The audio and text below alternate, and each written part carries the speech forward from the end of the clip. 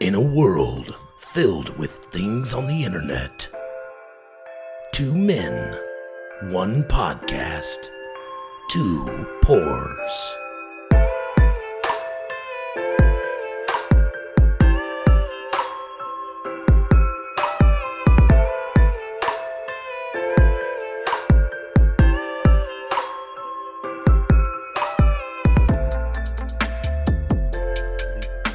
Yeah.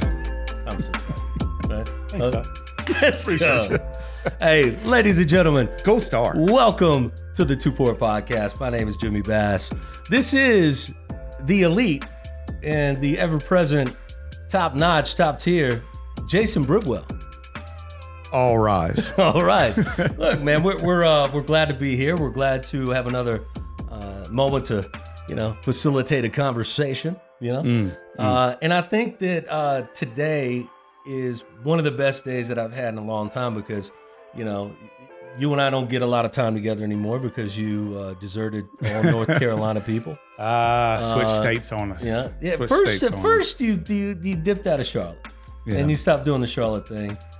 But I have no no dog in the fight because I'm no longer in Charlotte. Yeah, I was about to say. Yeah. But I will tell you this.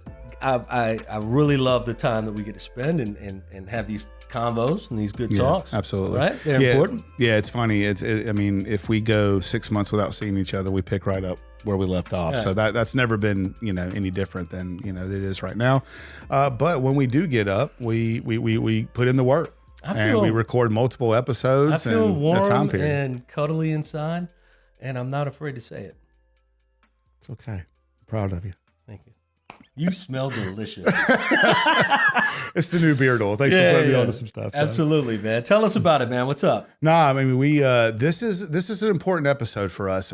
We actually got a comment on one of our podcasts, which we don't want to say, I don't know, beg or plead with people, but Right. We do want feedback, Feedback's good, man. on what we're doing and also what you guys want to, hear and talk about and hear It us doesn't, talk about. it doesn't always have to be positive feedback. We're not looking to boost our egos up. No, we want to hear the real truth of Right. it. And we've had some comments that have been like, okay, wow, or maybe we need to. I will something shout up. out old boy again, where he said, "I don't know why this keeps jumping up on my feed, on my algorithm. but yeah. the one dude, the whitest, whatever he said. But, it's the most best backhanded compliment ever." I know. But so Hugo chimed in and he said, hey, man, why don't you guys talk about the health in America or the food in America and what's going on? Because he's been on he's always been on a big nutritional kick. Hugo has. Hugo Amaya.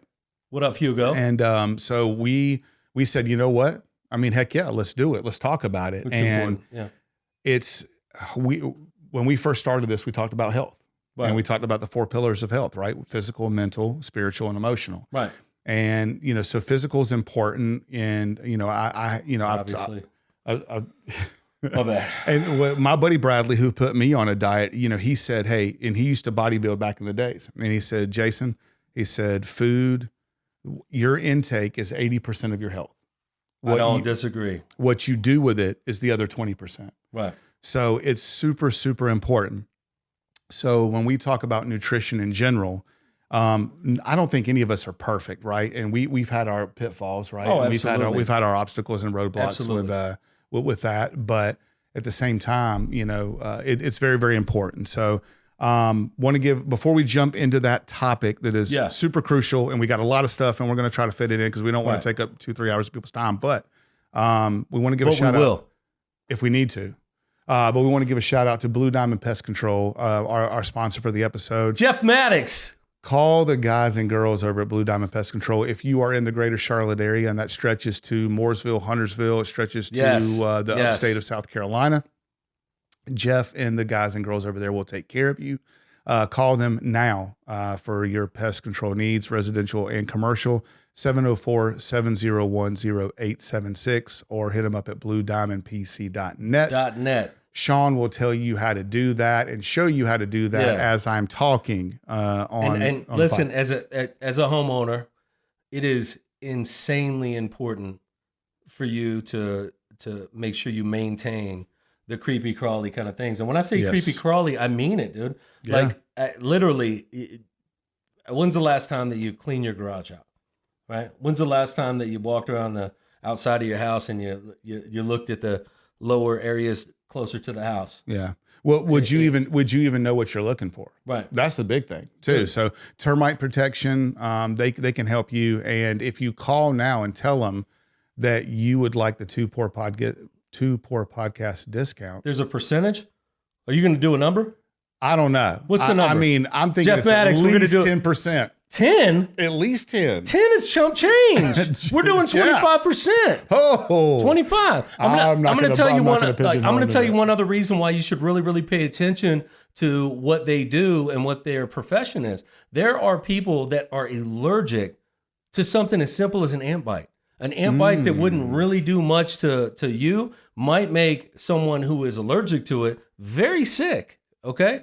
Yeah. So the people over there, Jeff Maddox, can we have Jeff Maddox on at some point? Huh? Yeah, we could. I mean, we got to get him over here for sure. It's going to cost him 20%. Yeah, that's right. Yeah, that's right.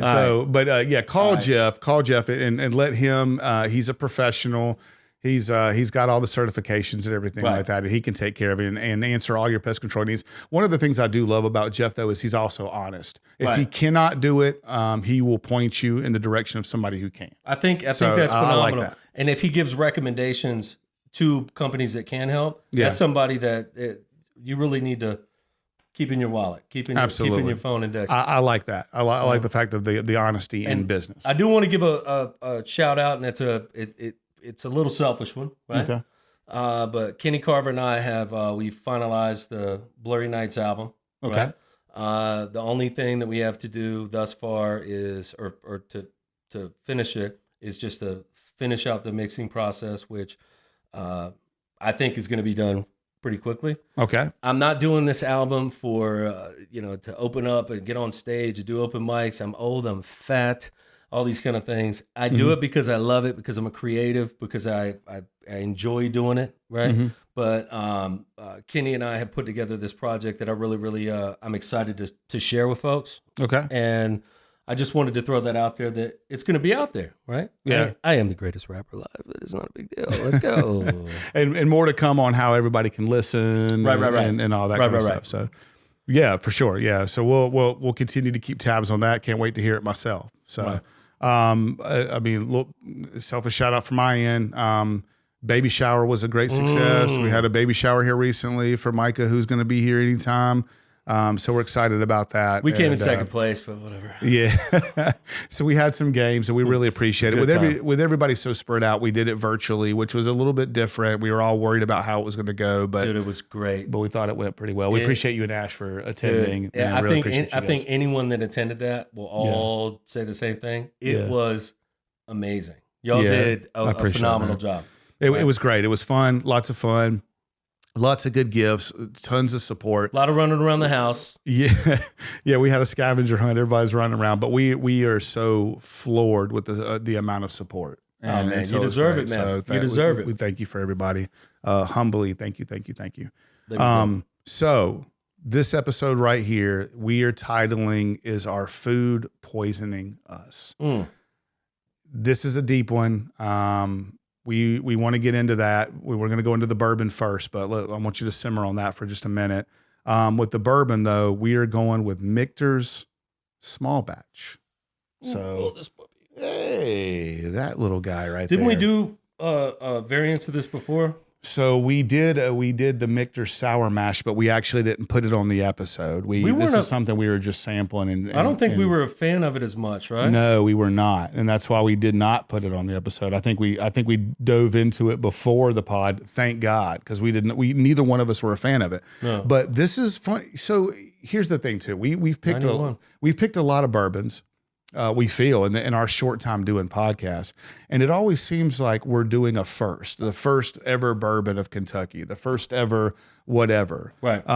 But this right here, Michter's, I did not know this, the first whiskey company in America of any type of whiskey. Michter's. Really? I didn't know that. Yeah. So 17. Where you at? Well, it's gone. It's lost. It's lost. So small batch. Michter's Small Batch, 91 proof. Right? In my wheelhouse, dude. In your wheelhouse. This is a $40 MSRP bottle. This is a budget bottle, dude. This is I mean, so are we going to put 40 in the budget bottle? I think so. But I think so. Saying budget bottle, does that decrease the value? Does that make it seem like this is a shit bourbon? No, because honestly, to me, a budget bottle, a cheap bottle to me will take away from it. But a budget bottle to me says it's a good bourbon for the price. It's a good like daily drinker. Right? Yeah, absolutely. I think so. I think that everybody knows this, or anybody that drinks bourbon knows this. When you go to get a bottle of bourbon, $50, $40, $40 to $60 is in the wheelhouse of a affordable budget kind of bottle. Okay, and pretty typical with today's prices for sure. And then the other part of it is just think about alcohol drinkers in general. Well, they go and they could buy a 18 pack of Coors Light for $18 or something or whatever. Yeah, true. Well, the difference is you can't drink this and not get wasted from it. It's a gentleman's drink. It's a bourbon for me has become, and I'm sorry to get a little far-fetched here, but a little nostalgic. Bourbon for me is it's a gentleman's drink. It's I don't want to drink this fast. I don't want to shoot this drink. Nor are we going to be drinking the whole bottle in a night. Hell no. Well, no. Not like all these other bottles that are empty that you drank before you got here. No. Ladies and gentlemen, that's for another episode. I have a high tolerance. Right? But it's a bottle that I think is worth it, right? It's got a good name. It's a popular name out there. Yeah. I don't agree with the sour mash. That's just my palate. That was your palate. I didn't like it either. Right? Yeah. But let's see what this is like. Yeah. Right? You up for it? I'm up. Let's see. Oldest whiskey company, 1753. What in the... Were people even alive in here? Very sweet. Is that when the dinosaurs were? Very sweet on the smell. Sweet.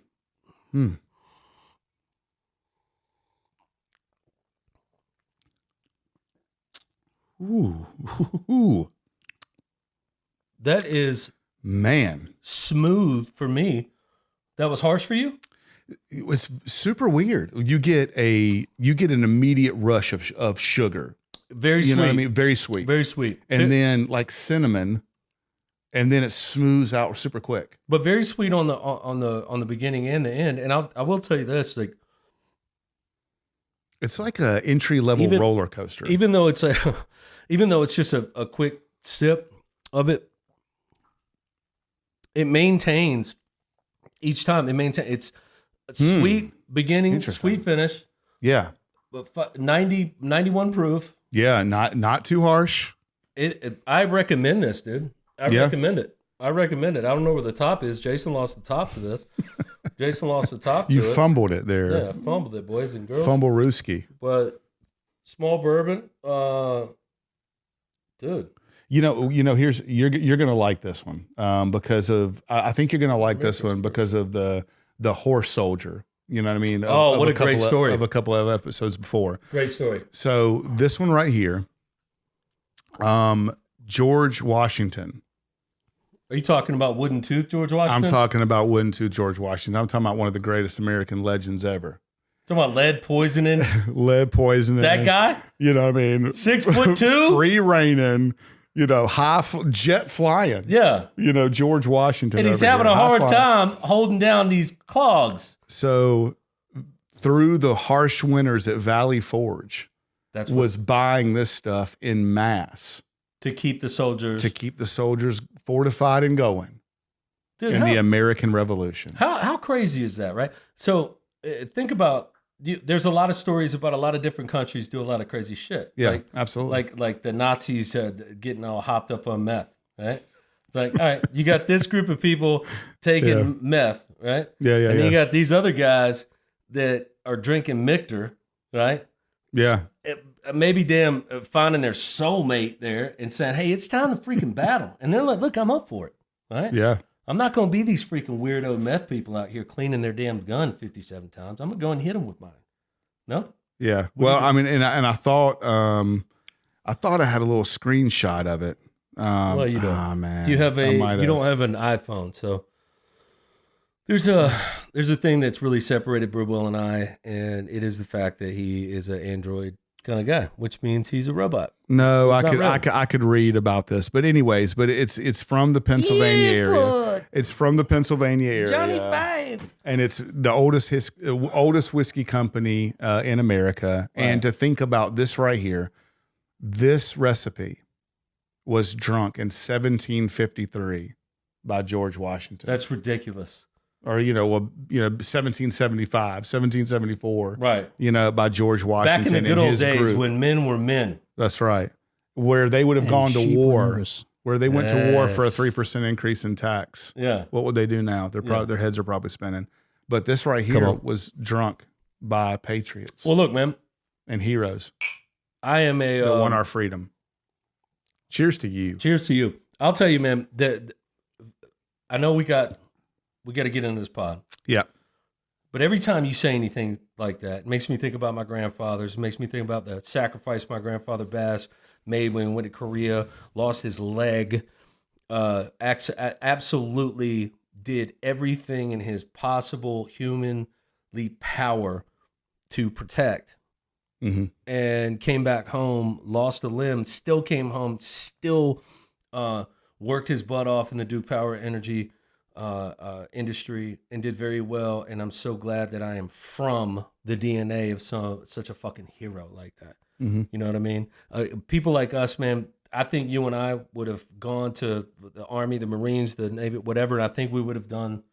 We would have done what we had to do. But I will tell you this: there ain't no way in any kind of reality that I would ever say, man, I think I would have been this or I would have been that. No, you know what? I was never any of those things. I'm never going to fake like I was. The people that were, the people that I know that did it, that came home, that have to deal with the stuff that's going on up in the gray. Yeah. My hat's off to you. I salute you. I love you. And I really, really hope that you find peace because you gave us peace, right? Yeah. All right. Nutrition. Yeah. So, and that's why, I mean, I'm wearing this shirt again, the mental health, that's shirt. Big to you, isn't it? It is, grow through what you go through. And it's overall health quadrants, and nutrition is so super important to that, right? So when we talked about, is our food poisoning us? One of the first things that we talked about doing was diving into the whole nutrition right. Of the food that we have. How is it poisoning? Man, I think we're really going to hurt some people's feelings today. So what? I think we're going to, because here's the facts. 40% of people in this country are obese. What is obese? A certain percentage of BMI or weight above body mass index or what you should be. Guess what, Holmes? You and I, based on our height, you and I don't say it. Don't say it. Sean. You and I, but hey, we're both. It depends on the t-shirt. Thank you. Thanks. He said I didn't look fat in this t-shirt. So we're obese, is what you were gonna say. Considered. That's what we're considered. And do I think so? No. Do I think we need to, do some things better? Yes. Do I think we're on the way to doing those things? Yes. But it's a decision. But here's the thing. Some of these things are outside of our control, and that's what I want to dive into. Like what? The things and the additives that they're putting into the foods. So that's out of our control. That's out of our control. So here's some of the things that we're doing too much of. One, we're eating too much. Okay. I can relate. We're having too big of portion sizes when we eat. Mm-hmm. We're eating too fast. See, here the thing about America is we are bred right now to do everything within a second. We're, right. Eat fast, work fast, produce more, do more on your plate, more things to stress about.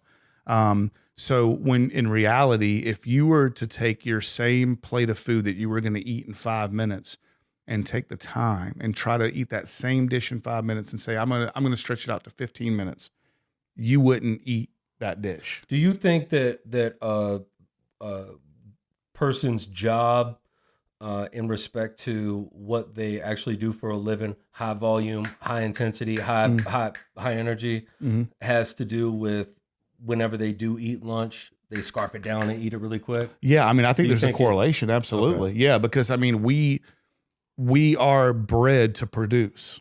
Right. You know what I mean? So if we're not on the clock producing, then we're losing. Right. So absolutely, you go to work and you take a lunch break, and it's like, what's the lunch break? Right. You know what I mean? It's like, okay, you got to get back on the clock so you can get back in there and beat the person beside you in sales numbers, so that you get the bonus that, you know. And I'm going to tell you one of the worst parts about the lunch break is your buddy that goes, "Hey man, we're going to grab some Chinese, man. You want some? Hey man, we're going to go grab some McDonald's. You want some? Yeah. Hey, we're going to go buy a Wing King. You want some?" Yeah. Right. And I know we're going to get into that a little bit later, but that's another part of it, of being that guy that's on the go all the time and not having the discipline. I'm going to go ahead and call myself out real quick. Yeah. My family has called me out, my friends, my wife. I eat like I just got out of jail. I eat like a caveman would when they haven't eaten for 2 weeks and they make a kill. Yeah. And I eat, and I get it done. And I don't even enjoy it. Right? Yeah. But there's a dopamine, there's something that happens in my mind that makes me feel like, But what? But so did you answer your own question? You asked me. I mean, somebody who's on the go, because there'll be times where you and I will talk on a work day, and you're like, people are coming at you, 60 ways from Sunday, and it's like bam, bam, bam, and it's like, whoa, you called me, to have a conversation, and I can't even have you can't even have a conversation because somebody's in your ear. So did you answer your own question? I did. No, I did. I did. As far as eating, and there's two sides to the coin, because there's either I am going to eat, or I don't eat at that time. Yeah, it doesn't mean that I'm not going to eat at some point, right? Yeah, right. This last week at work, I decided to absolutely take a step back. I had sleep issues. I've had other things going on. The only thing that I can say that hasn't changed is the amount of food intake. Food intake.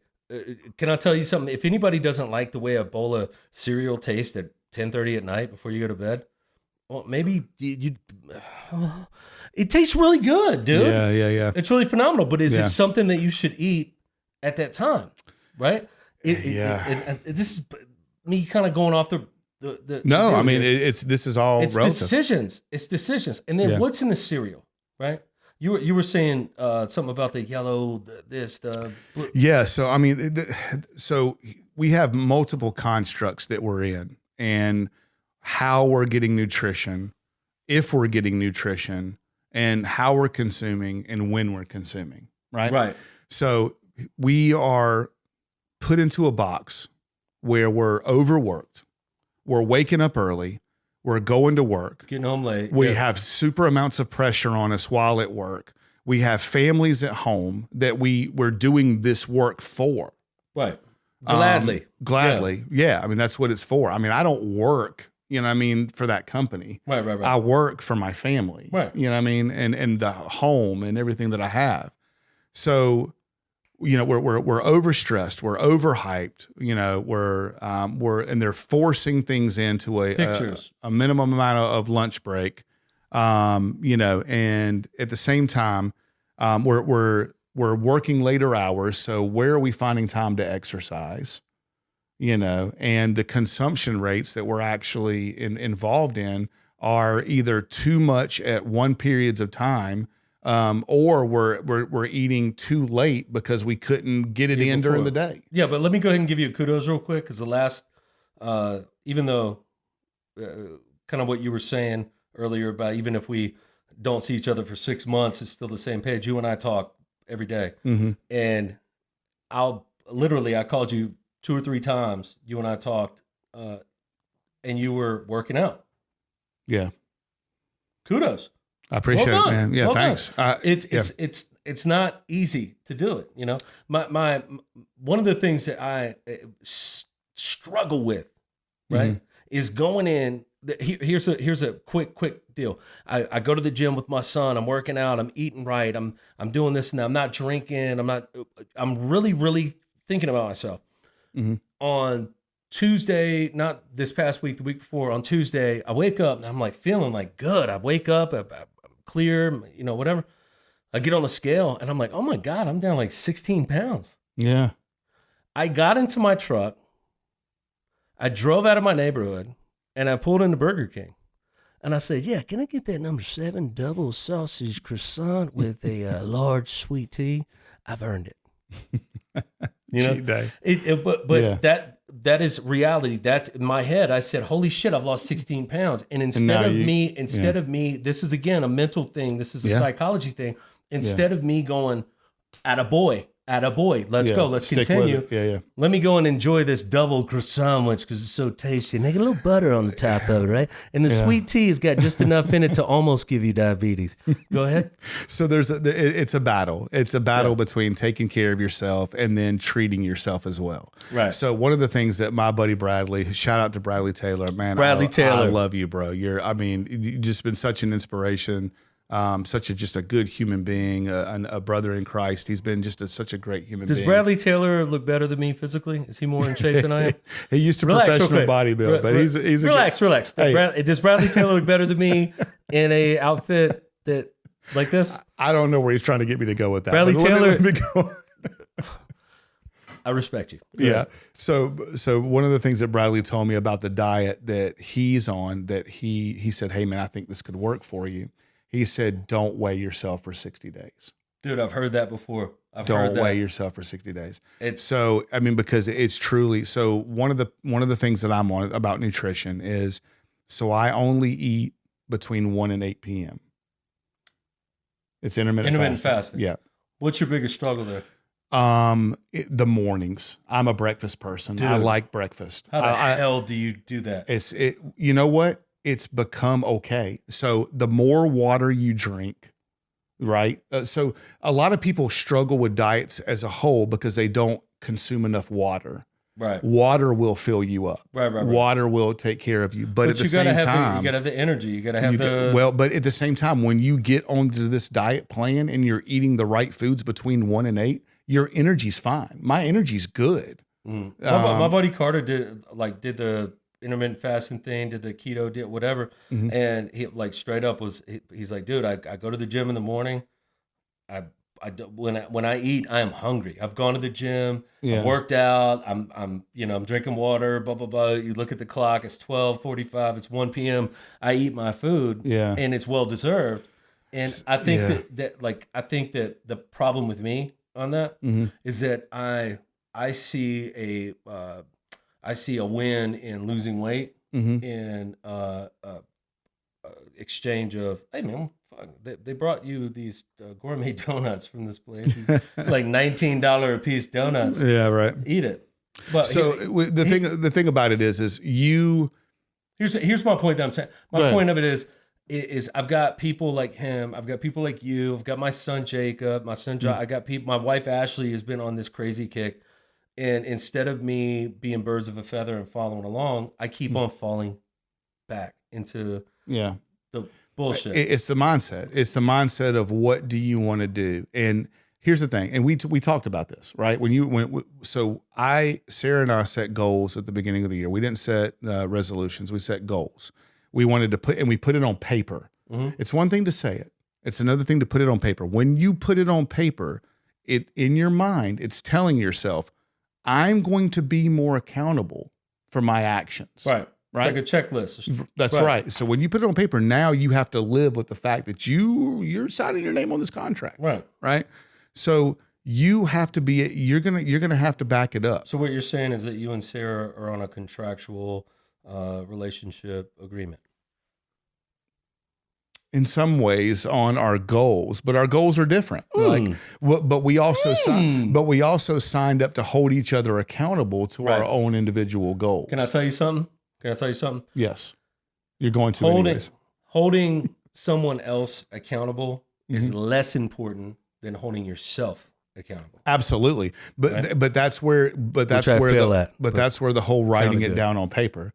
When you write it down on paper, you're going to hold yourself accountable, at least you hope so.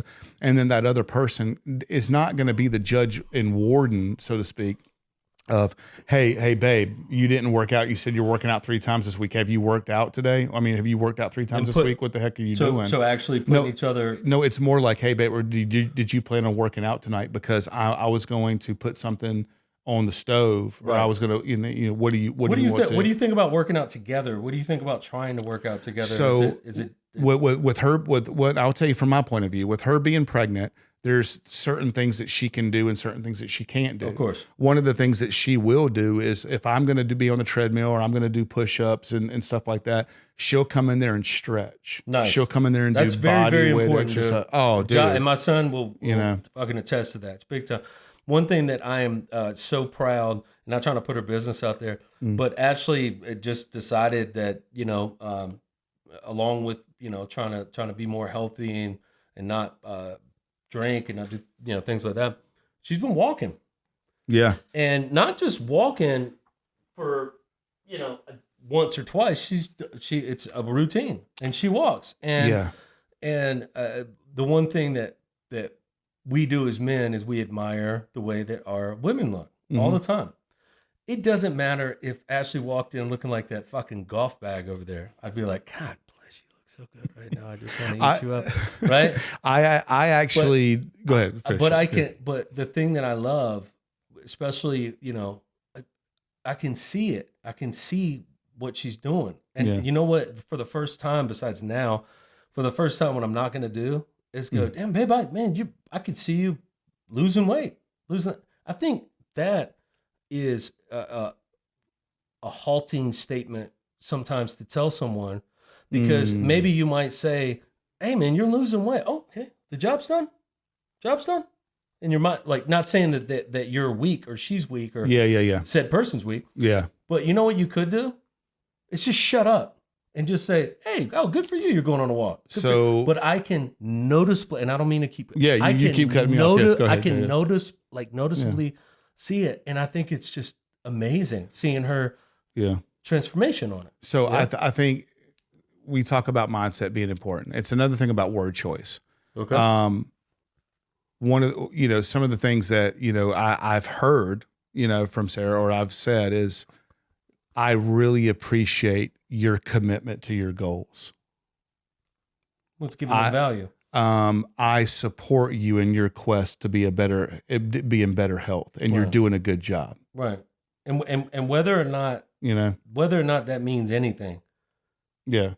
Which it does. It does. But whether or not that it means anything, that's such valuable information to give, besides, oh, you're going on another walk today?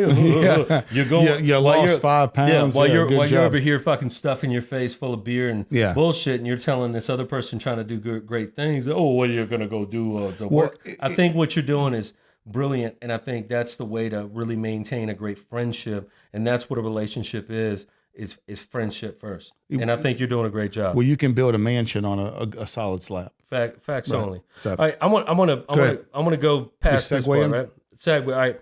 So, we talk about obesity, and we talk about children, in large proportions, percentage-wise, being obese, right? And why are fast food restaurants on every major corner, every city, everywhere you go?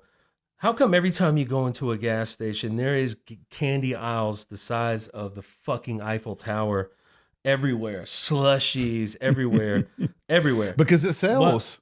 Right? Yeah. Why? Guess what? You want to buy this damn Mountain Dew, damn Mardi Gras Fresh? You buy one, you get 7 free. Here's the thing, right? Man. Business is supply and demand. We are giving. All right. So I'm a owner of a gas station, and we have these Baja Fresh Mountain Dews that are, look, they're going to go out of the selling point at some point. Okay. So Jason Brubwell and I say, hey man, we're going to put these Mountain Dews up for buy 3, get 27 free, just so we can get rid of them, right? Yeah. And it's killing everybody, right? And it's killing everybody. And then you think about this, right?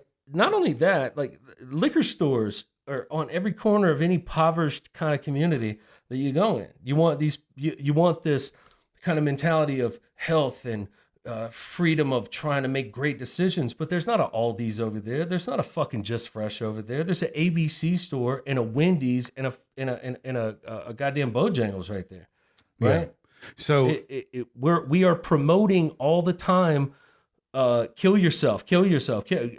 We are drinking poison essentially, except for the fact that the Two Pour podcast, we don't promote drinking excessively. We want to have two pours and have a conversation. It's drinking responsibly, but it's everything in moderation.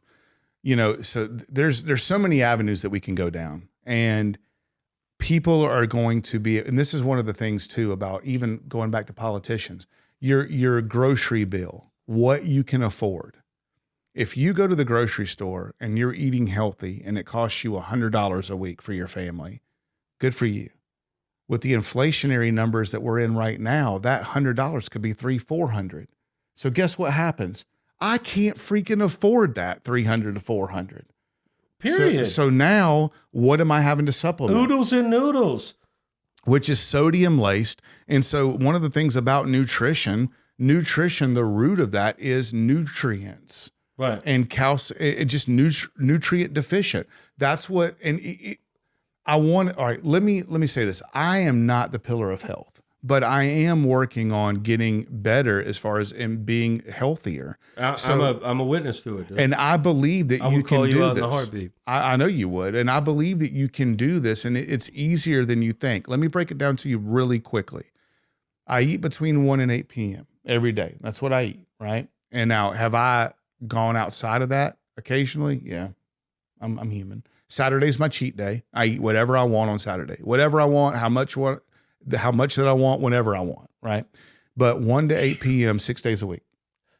So for lunch, normally Monday through Friday at lunch at work, I'm eating 2 beans, 2 vegetables. What do you mean 2 beans? Oh, 2 servings of. 2 servings of, like I got the portioned trays. Are you cooking the beans raw? From raw beans? So that would be the better way. I've been doing it canned because you can go buy. No.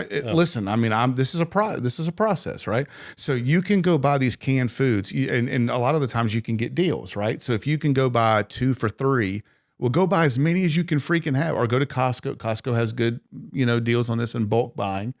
And so one can of each. So like if there's 2 beans and 2 veggies, that is 3 days worth of food for me. On those 4 cans. Tell me this. What's up? Do you read the label on the cans? Sometimes, yeah, but not always. So but it's it's what it is. There's no. You don't think there's any kind of like additives, preservatives in there? Well, there's going to be but it's mostly salt. It's mostly sodium to keep it fresh. That's it. You know what I mean? So it's not it's canned. It's not like where they're having to spray pesticides on your fruit to get it from California to North Carolina. It's sealed. So basically, 2 beans, a veggie. Your biggest enemy is salt, and so I rinse it out multiple times before I actually put it into my tray to then heat up at another time. Right. And then I'll do a protein with it. So I'll do like we go to Costco and we'll go get like a turkey breast that's non-GMO, no hormones, no steroids, and I'll chop that up, and that'll last me for a month. Tell me this: dealing with some autoimmune deficiencies in my family. One of the things that we talk about, but we constantly forget about it because it's so good, is red meat. Red meat is an inflammatory meat. Do you eat a lot of red meat? No, no, I don't. And has it been since you started this deal you're on, or is it just because you just don't like it? I love steak. Are you a ribeye? I'm a ribeye. I know you are. I'm a filet. I'm bougie. Oh, well, okay. Get away from the filet and the Wagyu. I got Australian Wagyu now. Like, no. What I'm asking you is a ribeye. You're a ribeye guy. I'm not. Medium rare. I'm a filet guy. Medium rare. Look, think about this. You got your filet, right? You got those 7 ounce, right? Medium rare, wrapped in bacon. Where I can eat every bite of it. Where I can eat every piece of it. Wrapped in bacon. You got 7 ounces of ribeye on a 16 ounce ribeye. You got a little toothpick in there, right? And you pick it up with your bare hand. It's just me and you, right? In the wilderness. And I pick up the ribeye and I take a bite out of it. And the juices are flowing down my your beard. And you take the fillet and you take a bite. And then we go, you want a bite or I want a bite of yours. Do I feed you or not? I don't know. It's just weird. Right? Do you get me? I didn't. This has ever happened. No. But no. I mean, I love steak. I love hamburgers. I love taco night. So do you do for the red meat side of it? The red meat side of it. Do you have a regimen? Do you do one night a week, or do you even have a discipline? No, I don't. Okay. With my lunches, normally I'm doing that turkey as my protein. And at night, so here's is kind of weird. So Sarah's on a keto diet. So it's a heck of a lot more protein and meat and stuff like that. And she's been doing great while pregnant. Keto still what you're on? The intermittent fasting? Yeah. No, it's more less about carbs. It's basically no carbs. So it's the Michael Thurman diet. I'll give you an example. So in her 7th to 8th month of pregnancy, she's gained 1 pound. Right. In one of the biggest growth periods for the baby. Right. And she feels incredible. Right. No inflammation. Right. Then if that feels right and that feels it's good. Huge. It's huge for pregnant women, but they will tell you not to be on a keto diet while pregnant. Well, it works for her. Well, but right? It's because they don't want you healthy. So tell me, they don't want you healthy, but RFK wants you healthy. RFK, right? so RFK wants you healthy. Oh, so big point. We are making a huge transformation, and this goes right along with what you and I have been talking about since the inception of this podcast. RFK and Trump's plan, man, it has been a gosh darn whirlwind of what's been happening with Trump since his first, weeks and off. God bless. Yeah. And RFK. Well, you knew that was going to happen. No, here's the thing though. RFK was an opponent. He was a candidate. He was an opponent. He was an independent candidate. He was an independent who had more independent support than any independent candidate since Ross Perot. I don't think that Trump would pick RFK for a political stance or a political popularity kind of. I think he's picking him for the right reason. Absolutely, absolutely the right reasons. Now you have done a lot of research on RFK. Absolutely. So I mean, what are some of the things to you that actually stood out that you're in favor of, that he's a part of? All right. So what he's in favor of that is something that I think he's not going to be able to conquer and to get past is this fast food, processed food type of deal that's killing us. Processed food is any food that is changed from its original state, right? Okay. I think that his basic vision of everything is saying, you know what? Instead of using fluoride and using these kind of things that have problematic symptoms long term, and then he's looking at these hydroxychloroquine type deals, right? Okay. I am butchering that word. But I'm going to tell you what. So what I think what you're talking about. One of the big things. So one of the things he's already done is eliminating red number 3. Red number 3, but what he wants to do is get away from pollutants. He wants to get away from pesticides. He wants to get away from things that are introduced to your food. Before it actually becomes your food in the process of the growing process. Yeah. So genetically modified organisms, GMOs. GMOs are outlawed in so many countries across the world. Right. You can go, and this is one of the things that I learned when I went to the UK for a couple of weeks. I ate more there than I would normally eat, and I lost weight. And you weren't as full. No, because it doesn't have all the bullshit in it. And I actually I came back lighter than I left. The hydroxychloroquine. It's a class of drug called anti-malarials, right? Initially. Anti-rheumatic drug. Simply, it kills organisms that cause malaria. It tends to help rheumatoid arthritis, systemic lupus, all this kind of stuff by decreasing the activity in the immune system. Basically, what that means in that word salad is that by us taking away growing the agriculture process, taken away from a lot of these pesticides, insecticides, herbicides, fungicides, things that kill. Their job is to kill the weeds, kill the rodents. The one that blew my mind was rodenticide. It kills rodents. There's something else that's stronger than that they use for deer, because deer are a humongous problem for anybody that's cropping out there. Anybody who knows about corn. Because deer go out there and they fucking eat your stuff. Absolutely. Rabbits, I get it. Yeah. I understand that we got to do stuff about that. But what you're doing is putting something in there that's going to kill this animal that might be a pound, or it might be 8 grams, or it might be 80-pound fucking, deer or more. Yeah. And then taking that food, sending it off to where it gets processed, and then we ingest it. You're telling me that that doesn't strike a chord with you? Well, right? He wants to get away from that. He wants to get away from that. He wants to get rid of the idea that you can put something in your food like your what is it called? The yellow.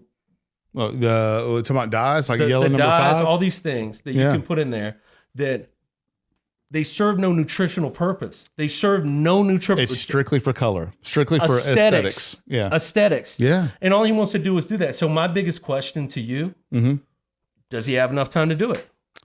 So here's the thing: watching the time frame that Trump is under right now, he has gotten more accomplished in weeks than months, the previous 4 years, and it's insane. So 4 of the biggest killers, so if you told me in 4 years, so RFK he's now the Department of Health and Human Services head.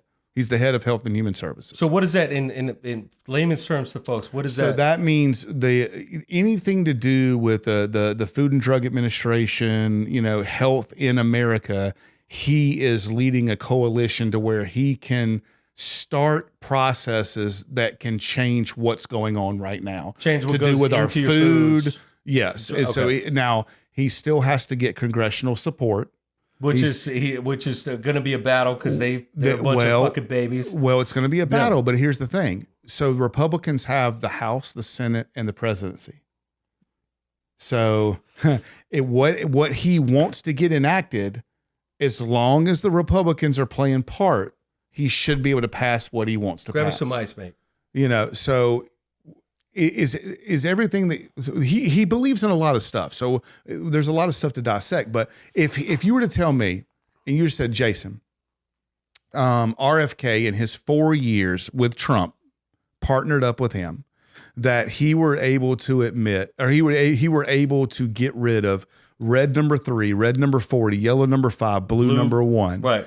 And that's all he did. We would be a lot healthier as a society.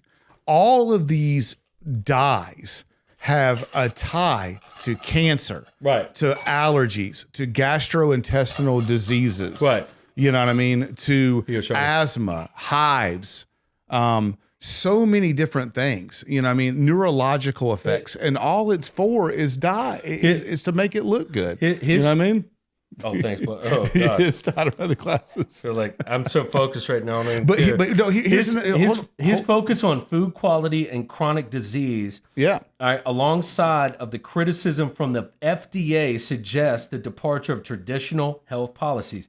He's telling everybody that what we're doing right now is wrong, and this is why it's wrong, and this is what I suggest we do. Well, everybody that is in this Congress, all these freaking who are getting paid for all these, the chairman's got the chairman wants 10 seconds back from right, and they're asking him questions about stuff like. All right, so his vaccine deal. He is anti-vaccine on certain things. Mm-hmm. He is pro-vaccine on certain things. But he's pro-choice. But listen. He said that he is anti this vaccine. Right? Yeah. This one. Okay. So media, just like they've always been able to do for their existence of their miserable fucking lives. They want to spin it. They say, RFK Jr. is anti-vaccine, but he is pro, right? Well, no, you only use one little part of that segment of it. He's saying that I think that this vaccine is good and shows good value, and it shows good longevity and human history and health. It shows good longevity, but this one does not. This one and the COVID deal. Yeah. This COVID bullshit. I think he was probably one of the guys that was so far in the back, so far that nobody could hear what he was saying. Nobody understood what he was saying until he had somebody that had power, like Trump has power, which people hate the amount of power this guy has. It's probably something that I would be jealous of too if that's the way I live my life.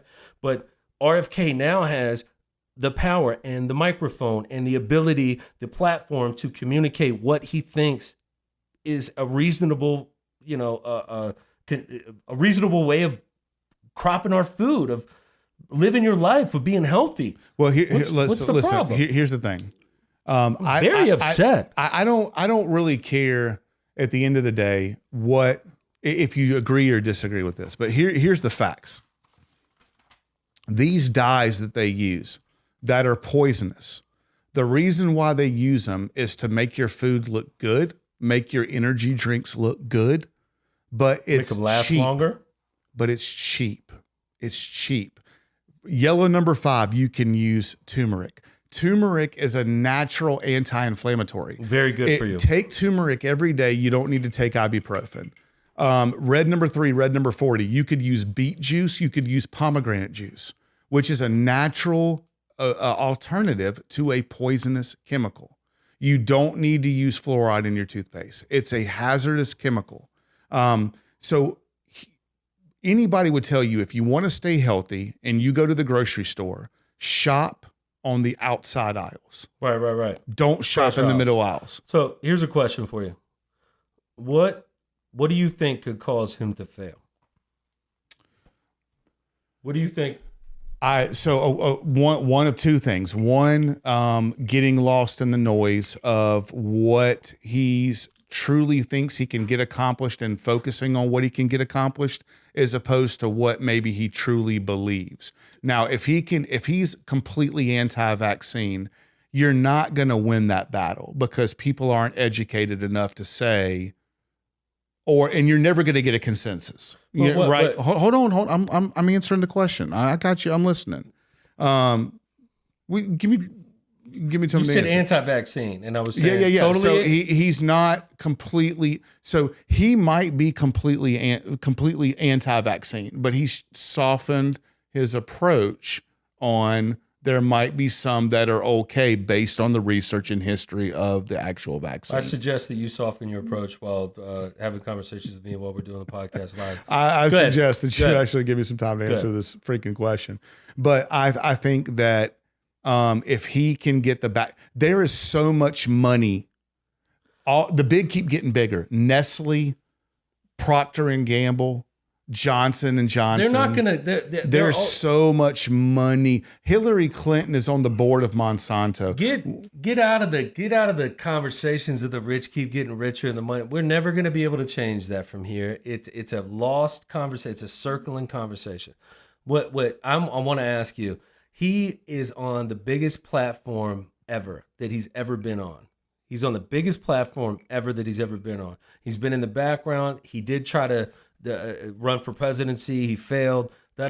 President Trump, who I think is one of the greatest businessmen in our generation ever, period, put him there.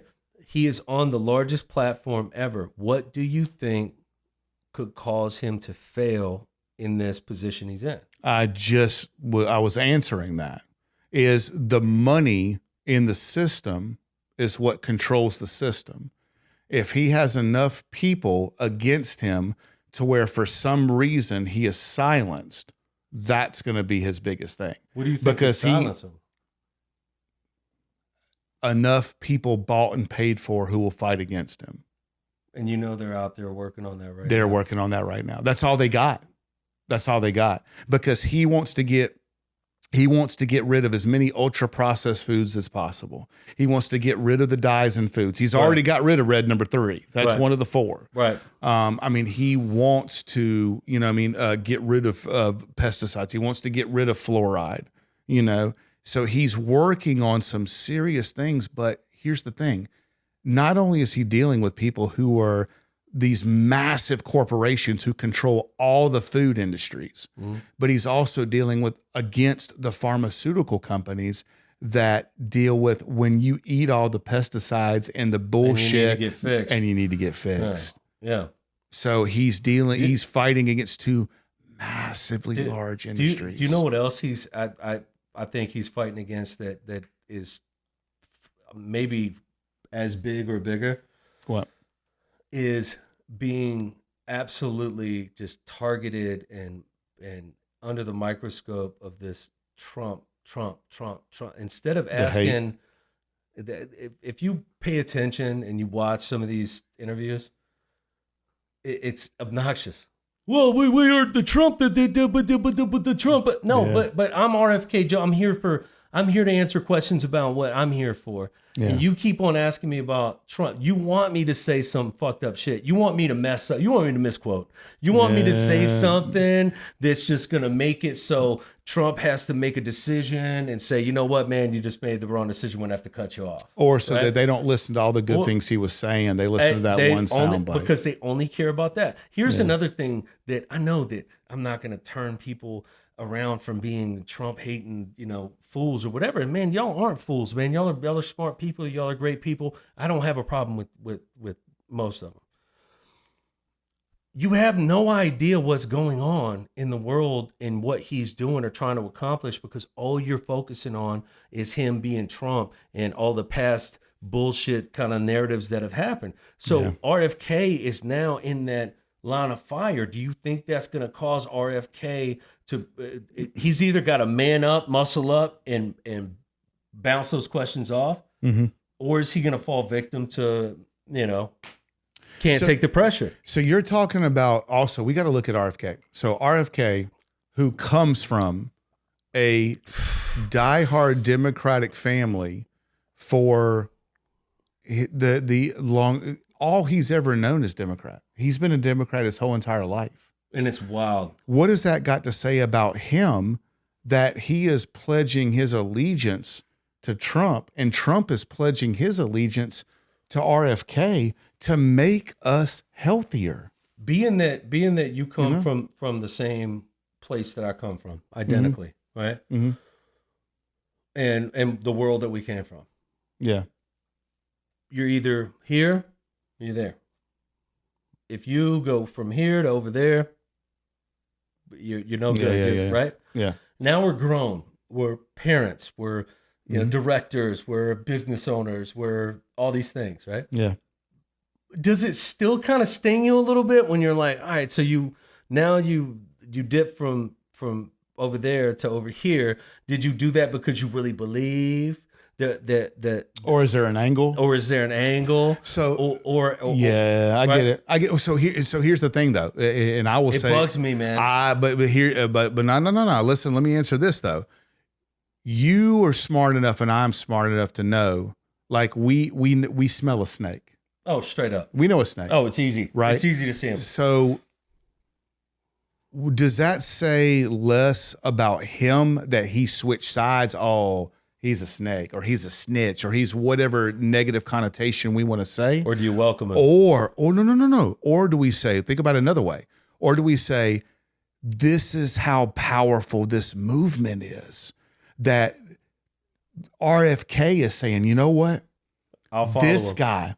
I'll follow him. He's not a Democrat, but he's also not a Republican. I want to be a part of something great. Yeah. The prime minister of Japan is in America this past week. $100 billion investment, $500 billion of investment in AI. Like, these guys are pledging money and pouring money into this country. People joke about the tariffs. Oh, Trump's tariffs, we're going to end up paying more for our stuff. And all of it's negotiating ploys. Yes. He's not even having to do the tariffs because Mexico and Canada are coming to the table with all of this money and pledging all of this resources. It's called tough love. It's called the art of the deal. Period. And that's what he is known for. I think RFK Jr. is a brilliant dude. Okay, good. And I think Trump is a brilliant dude. And I think RFK said, you know what? You're not who I would normally team up with. And I'm not who you would normally team up with. But I didn't know you before. But now I know you. I think that's important with this. And even the is food killing us, the poisonous deal, right? Yes, it is. the more you know, the more that you educate yourself, the more. Here's one of the things that I know. Like you and I growing up, right? There were some people that we grew up with that we were like, oh my God, he's whack. Like, I don't want to punch him in the face, right? Yeah. And now I'm bringing this down to such an elementary level because I'm gonna jump back up to a different level. Yeah. But then all of a sudden something happens, right? Some substantial happens, some situation, and then you're like, yeah, okay.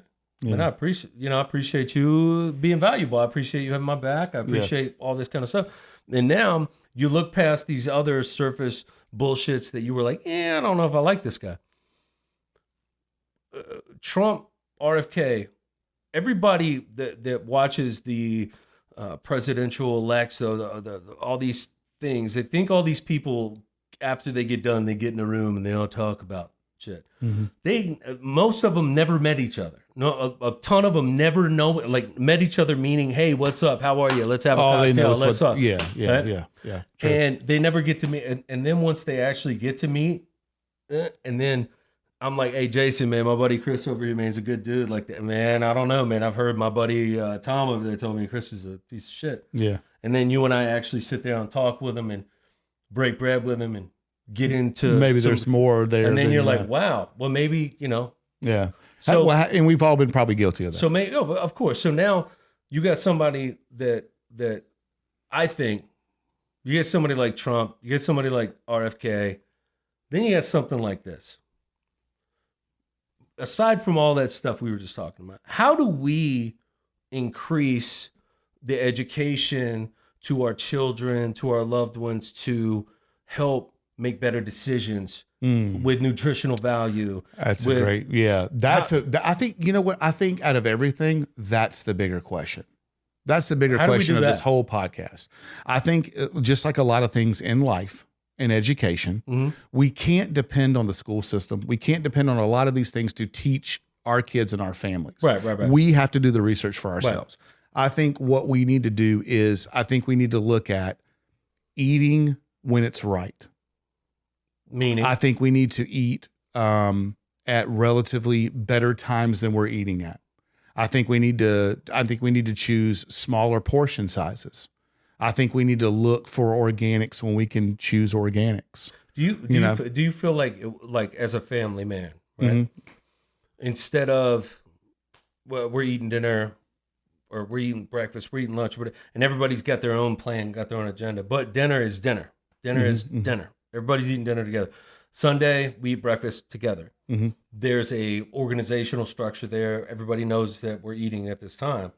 Do you think there's value in that, especially the dinner side of it, to where I know that myself, my wife, my kids, everybody's eating a good meal. We're eating at the same time. Nobody's in need of anything after this. Yeah, I think it's a great idea if you can work it out. The problem is being able to focus on everybody being on the same schedule and being able to take advantage of that when you can, because the world is trying to separate us by all the things that we have going on. So if we can do that, and then not turning on the TV, eating together, talking and conversating, putting the phones away, put the phones in another freaking room. I think those are all important. Having the conversations are huge. And I think take the TV away, take the phone away, and we're having a meal and we're talking, communicate. My wife and I are about to be empty nesters. My daughters are about to be 18 years old next month. Wow. Yeah. The fuck am I gonna? That and it's so important. Did you hear so what important. I said? I know. I mean, Christian's going to be 18 in April. What am I going to be doing? Am I going to be crying about because you don't live here anymore? I've got Sean coming over here picking me up off the ground. What am I going to be doing? Right. Yeah. Here's the deal. That's all jokes aside. I'll have a conversation with my wife for 25 years. I've known her, and we talk and talk and talk and talk, and it never gets old, and it never circles. I think taking the phones away, taking the TV away, it's important. Being present. Being present. We talked about it a lot. Exercise, dude. We're not getting any younger. Listen, if you didn't go to the gym if everybody out there, if you did not go to the gym in January and you go one time in February, you did better. You did better. It's a victory. Just be better. Concentrate on being better. Every little thing that you can do, eating better, working out, sleeping more, right?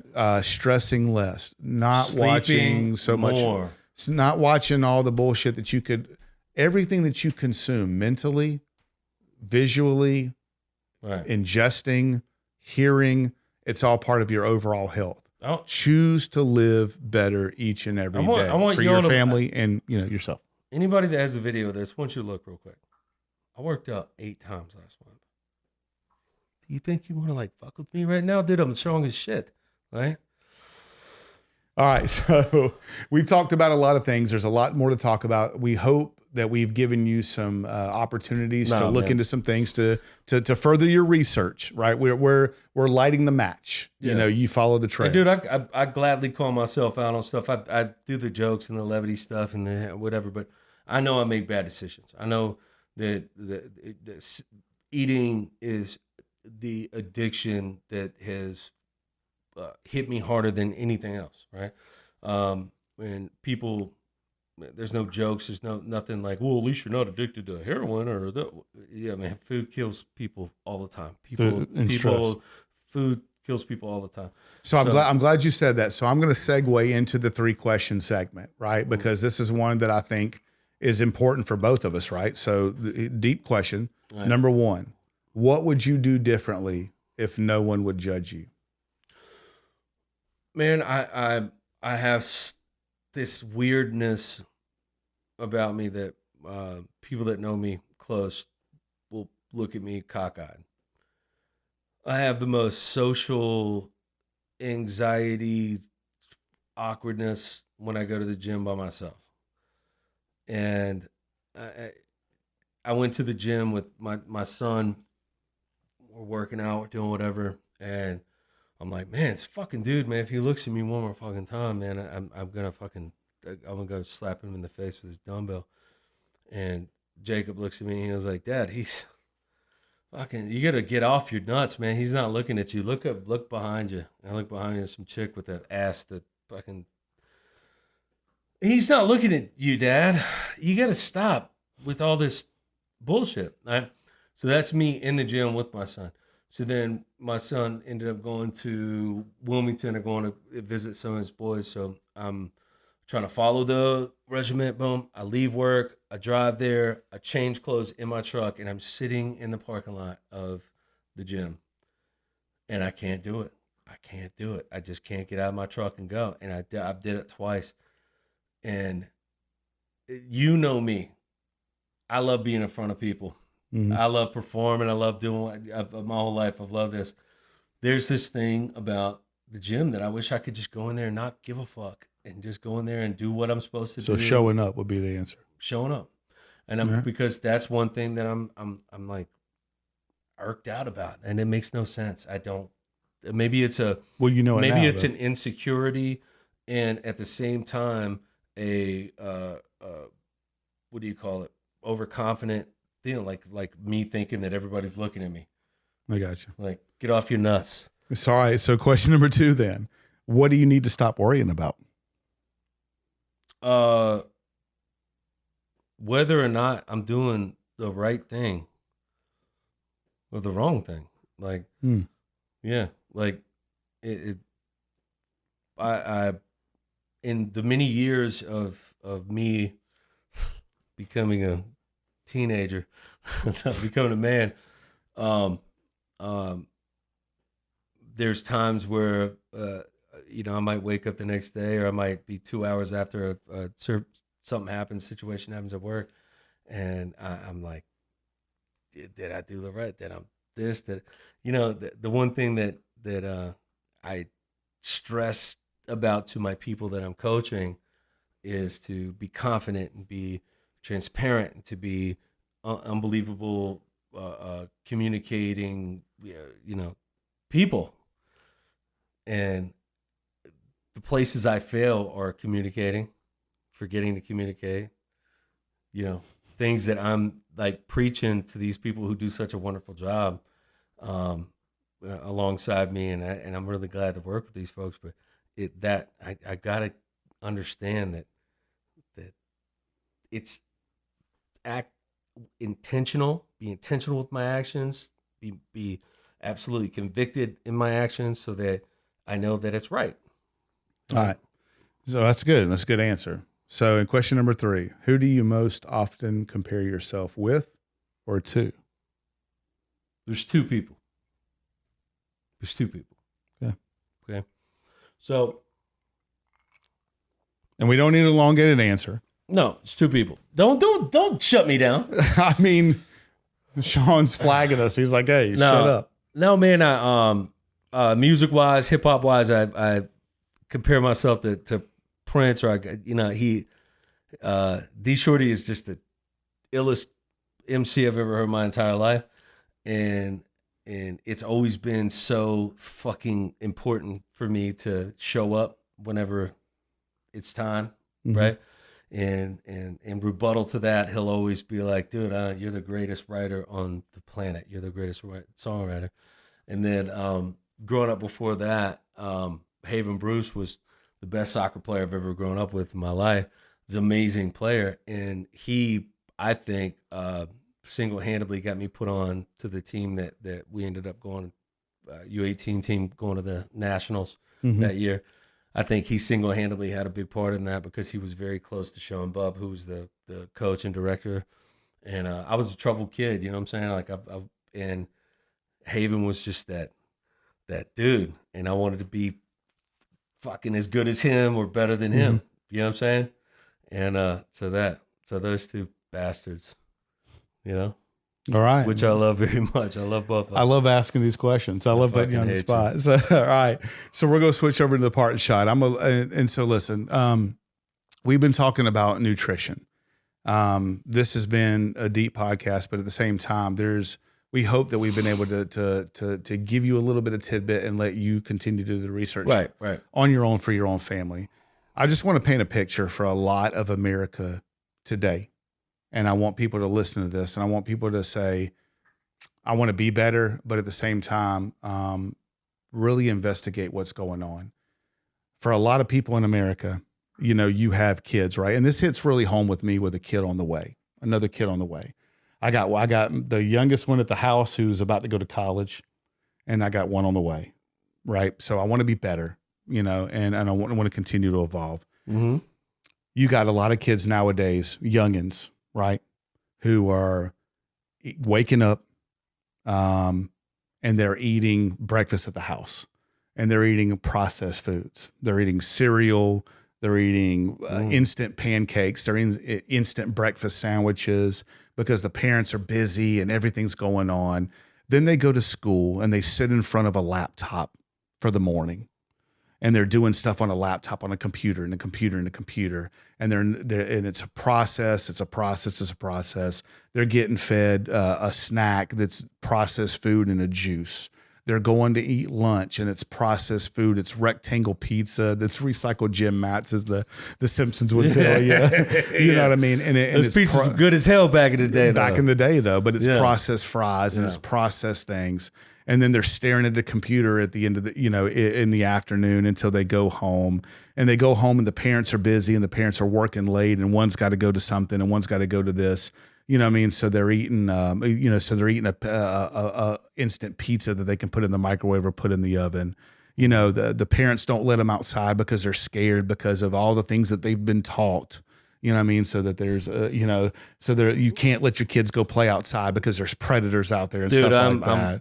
They don't know their neighbors because everybody's so secluded, because everybody's so divided by the things that they've done.